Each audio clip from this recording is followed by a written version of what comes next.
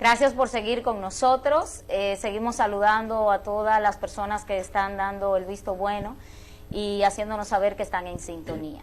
Como lo prometido es deuda, ya en el segmento anterior comuniqué de que teníamos un segmento especial. Hoy queremos tratar el tema sobre violencia de género y tenemos con nosotros al licenciado Jerry Castro. Es abogado penalista y también cubre otras áreas. Jerry, buenas noches. Bienvenido a este espacio, que también es tu espacio. Buenas noches, gracias por tu invitación, muy amable. Jerry, nos trajo a reflexión, estuvimos juzgando un poquito en tus redes, nosotros somos seguidores tuyos también, y nos llamó la atención algunos mensajes que colocaste en tus redes sociales, pero en especial el tema de violencia de género.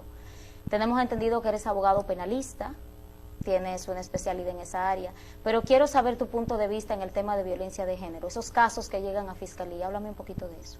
Gracias, muy amable. Al público televidente también. Fíjate, se define el tema de violencia de género como círculo de violencia. El círculo de violencia está conformado por un esquema de cosas que se van dando alrededor, que generan como consecuencia al final el denominado por algunos abogados feminicidio. Pero eso se genera a consecuencia de una serie de cosas que se dan que pueden evitarse.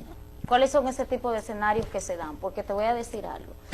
Para tú poder llegar a la violencia tiene que haber una acción. Por una acción te trae una reacción. Esa reacción trae un resultado basado en una eventualidad que pasa. ¿Cuáles son las cosas que suceden? O sea, dentro de la experiencia de los casos que llegan a violencia de género, antes de llegar a esa eventualidad, que muchas veces termina en muerte, ¿cuáles son los escenarios que se presentan? Fíjate, generalmente las femeninas, las mujeres que se acercan a la Fiscalía de Violencia de Género en búsqueda de auxilio, han sido maltratadas previamente, están siendo maltratadas. Cuando llegan a la Fiscalía es porque ya se han envuelto en un círculo de violencia y recurren entonces a ese auxilio, pero en la generalidad, sin ánimo de discriminar, porque toda mujer tiene derecho a buscar auxilio en la Fiscalía si lo necesita. Sí. El gran porcentaje, o el porcentaje más alto, por decirlo así, de mujeres que se presentan a la Fiscalía de Violencia de Género en el territorio nacional son de escasos recursos. Entonces nosotros, como abogados, analizando el tema y por experiencia en el ejercicio, hemos visualizado como una de los factores para romper el esquema de violencia de género, que el Estado cree los mecanismos de capacitación a mujeres y de oportunidad de independencia. Entonces, porque tú me estás diciendo que una de las bases principales o aquellas cosas que quizás en un momento determinado trae como resultado la violencia es un tema económico. Precisamente. O una dependencia económica. El aspecto económico es un tipo de violencia. Cuando esa mujer... ¿Cómo yo puedo ver el tema económico como un factor violento? Explícame eso porque no te entendí. Bueno, eso se convierte en una especie de violencia psicológica. Cuando un proveedor maltratador, un hombre que en una familia es la cabeza y es quien provee a una mujer que por incapacidad o por falta de oportunidad no trabaja, no produce y tiene hijos que dependen de ese padre, en algún momento ese padre retiene o distrae los recursos hacia otro destino, le genera un tipo de violencia psicológica y económica porque desestabiliza a la familia. En un lenguaje más llano para la audiencia que nos escucha, tú me estás diciendo que, por ejemplo, en un lenguaje simple, cuando ese hombre tiene esa mujer y ese hombre ya no sustenta lo que necesita porque ese dinero se lo da a otra que tiene en la calle, por ejemplo, es un tipo de violencia. Por ejemplo. Pero también hay un tema que se da. Es importante tomar en cuenta de que muchas veces, a veces no es que la mujer no tenga la oportunidad, o muchas veces no tenga la dicha preparación. A veces la mujer tiene la preparación, pero también se da un tipo de violencia en ese sentido. Y es que a veces existen hombres con una personalidad egoísta donde no dejan que la mujer trabaje. Eso es correcto. Pero déjame decirte que para el público que nos ve, un punto importante que la gente no aprecia y es legalmente posible, una mujer estando casada con su pareja y teniendo hijos con ella, aún conviviendo en el mismo techo, puede ir a la fiscalía encargada de pensiones alimenticias y ponerle una pensión a ese viviendo padre, juntos. aún viviendo juntos, No claro. tiene necesariamente que esperar dejarse de que para ir y ponerla. No, es que ella tiene que garantizar el sustento de sus hijos, y eso es a un 50-50.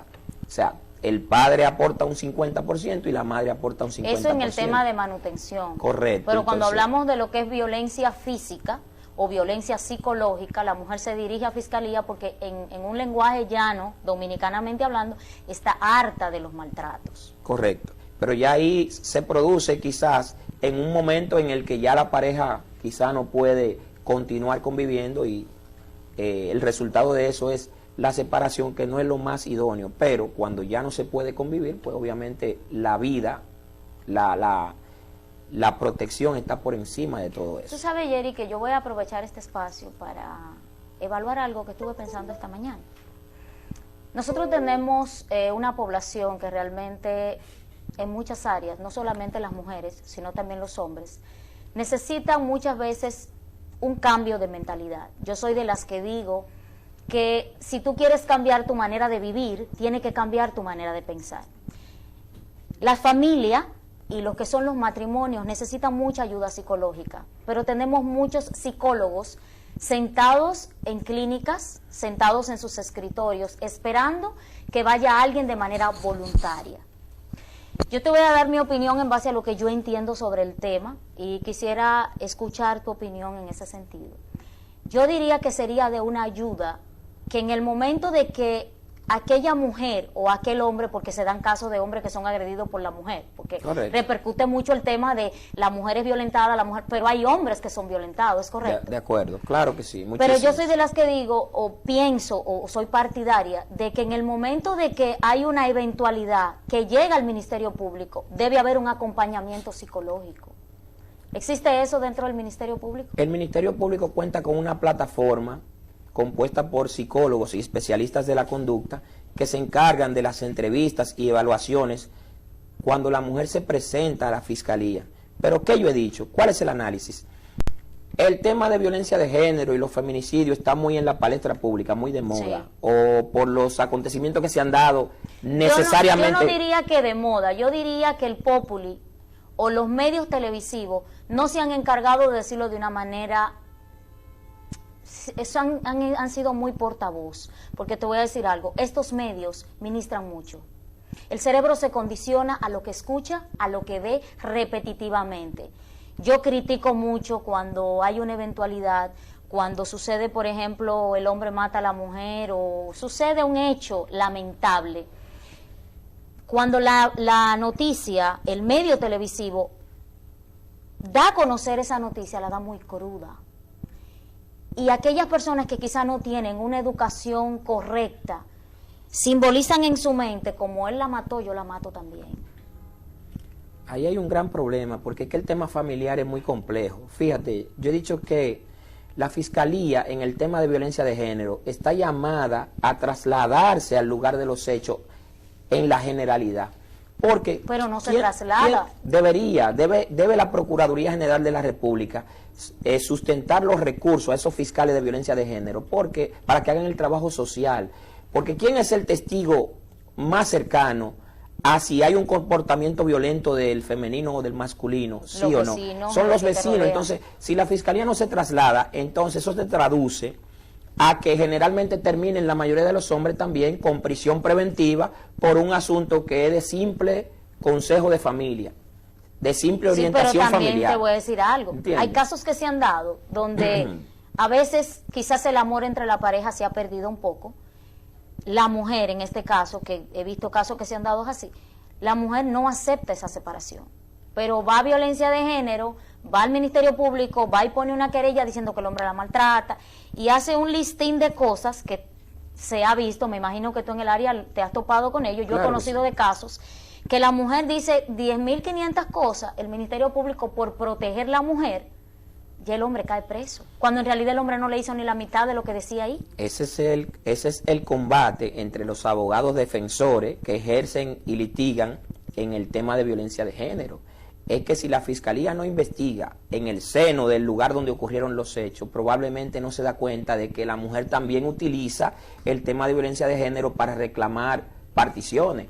Una mujer que tiene una propiedad y que quiere sacar al hombre del fuero de esa propiedad, orientada a veces por muchos abogados que se prestan a eso, va a violencia de género, pone una querella y con eso lo saca de la casa o lo despoja de los bienes que tiene. Entonces, para evitar que el tema de violencia de género se utilice como catapulta o como trampolín para lograr otros objetivos, el Ministerio Público debe acercarse a la ciudadanía, visitar a la familia en el momento que recibe una denuncia, trasladarse sin avisarle a la parte que va a hacer un descenso al lugar, entrevistar personas. Tú sabes que yo voy a aprovechar eso que está hablando, el tema del traslado. Yo he notado, y también en diferentes medios, se ha visto la crítica de que cuando una mujer está en peligro, léase por la eventualidad que está presentando, cuando emiten una orden de arresto, mandan a la víctima a llevar la orden de arresto. ¿Por qué? Se ha estado trabajando en ese tema para evitar ese tipo de cosas, porque si la coloca... Si yo tengo un conflicto contigo, yo soy la que te voy a decir, mira, te voy a meter preso, pues ese hombre ha sido violento, me da ahí en el mismo momento que yo le entregué eso. La coloca en un escenario vulnerable. Claro. No tanto sí. a la víctima de violencia de género, a cualquier tipo de víctima, en cualquier hecho o en cualquier escenario, no es posible que los operadores del sistema dispongan de esa misma persona que denuncia para que lleve un requerimiento. No, pero eso lo produjo en algún momento, ya eso se está evitando, lo produjo en algún momento la necesidad de recursos. O sea, el hecho de que la ley te obligue a citar con un alguacil a la parte adversa, generaba entonces que por insuficiencia de recursos de esa posible víctima, de no tener con qué pagar los emolumentos de un alguacil, entonces tuviera que llevar ella el requerimiento. Pero se está utilizando a los presidentes de junta de vecinos, a los alcaldes pedáneos, y se está utilizando a la propia policía para llevar esos requerimientos. ¿Y se está ejecutando? Y sí, y se está notificando también vía telemática, porque ya la ley lo permite. Una llamada telefónica resuelve eso. Y nos vamos a una pequeñita pausa comercial y vamos a regresar con una pregunta, porque en el momento que publicamos la entrevista, todos los usuarios y quienes nos siguen tienen una pregunta muy puntual que luego de la pausa, cuando regresemos, necesito que nos les conteste. No te muevan de la pantalla de su televisor. Ya regresamos. Con Penélope Taveras.